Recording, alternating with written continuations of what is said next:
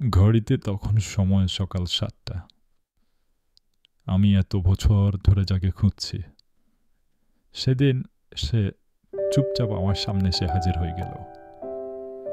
এমন না যে তার চেয়ে সুন্দর কাউকে আমি কখনো দেখিনি, কিন্তু জানি না কেন ওই মুহূর্তে আমি তার সৌন্দর্যে হারিয়ে গেলাম।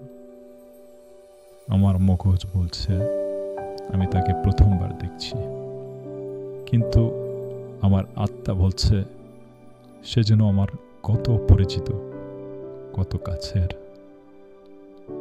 তার অধৈর্য হয়ে দাঁড়িয়ে থাকা, মুখে হালকা বিরক্তির ছাপ, আর হালকা বাতাসে তার বাম চোখের সামনে একটি চুল বারবার আসছিল, আর সে যেন বারবার তা সরানোর চেষ্টা করছিল।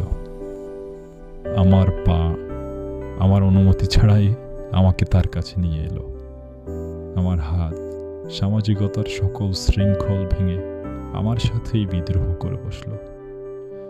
সরিয়ে দিল আলতো করে তার চুলগুলো।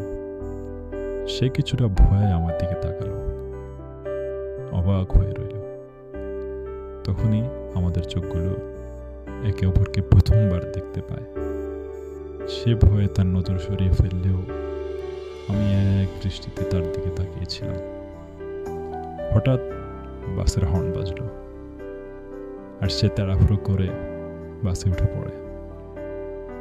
বাস চলতে শুরু করলো। আমি অপেক্ষা করতে থাকলাম তার পেছনে ফিরে তাকানোর। 1 সেকেন্ড, 2 সেকেন্ড, 5 সেকেন্ড কেটে গেল। প্রত্যেকটা সেকেন্ড যেন একটা মহাকালের মতো অসহ্য লম্বা লাগছিল। তারপর 7ম সেকেন্ডে সে যেন পৃথিবীর সমস্ত কৌতূহল নিয়ে আমার দিকে তাকালো। বোধহয় সেও আমাকে চিনতে পেরেছে। গত 6 দিন ধরে আমি এই বাস স্ট্যান্ডে সকাল 7টা থেকে অপেক্ষা শুরু করি।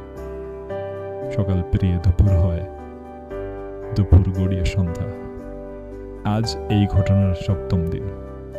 ঘড়িতে সময় ঠিক সকাল 7টা 1। দূরে হলুদ ছাতা নিয়ে কাকে যেন আসতে দেখছি। সেদিন সেই মেয়েটার কাছেও একটা হলুদ ছাতা ছিল।